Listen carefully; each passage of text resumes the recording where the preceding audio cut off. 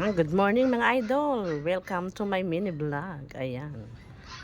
Today's ulam is chicken feet. Ayan. Sinampalukang chicken feet. At hinaloon ko po siya ng ilang pirasong wings para sa aking mga junakis. So, ayan pong aking gulay. Kung makain ba kayo ng to, alam nyo to. Ayan. Iyan po yung mga gulay na perfect para sa ating sinampalukan.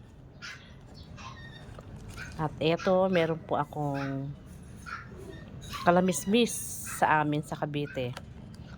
Ito naman po ay harabilya. Yan po ang tawag dito sa amin sa Cavite.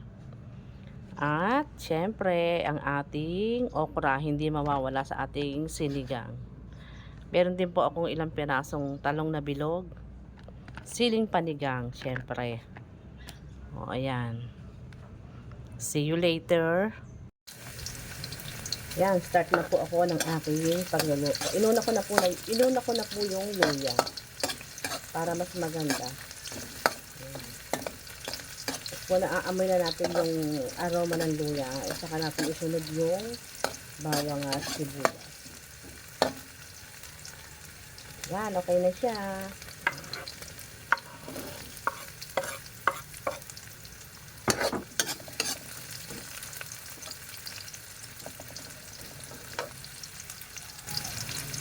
Yan, dahil naaamoy na po yung pinaka-aroma ng sibuyas, bawang at luya, sunod ko na po ang manok.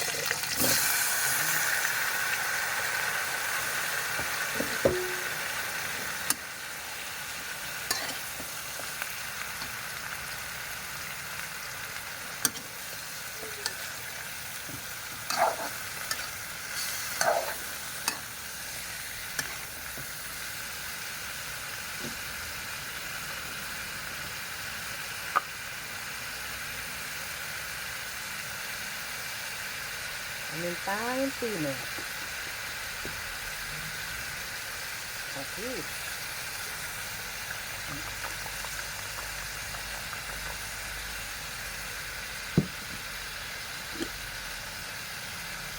Kabila mo ito.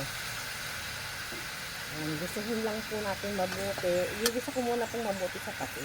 Tapos, ipe-pressure cooker ko siya. Para mabilis lumambot yung ating chicken feet.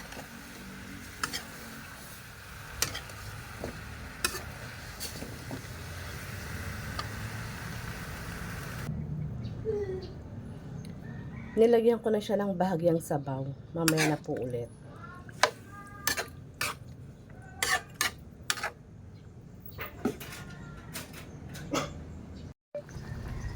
Ayan, nakaseparate na po yung wings sa chicken feet kasi hindi ko po siya pwedeng isama sa presyo dahil madudurog po siyang mabuti. At ayan na po yung chicken feet. Ipe-pressure cooker ko muna siya para madaling lumambot.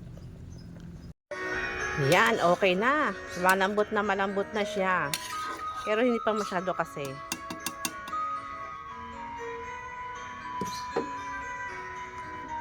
Yan, lagay ko na po ang gulay.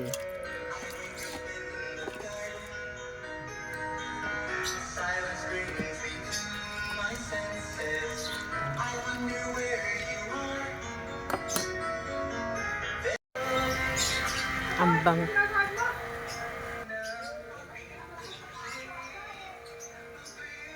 Yan, lagay ko na po yung talong at okra.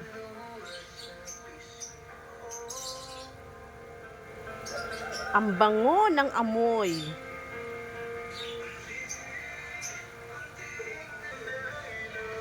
Grabe, gulay pa lang ulam na.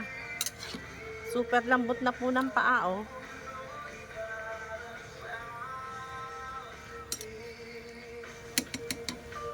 Yan, lutuin lang po natin ng okra at talong at okay na siya.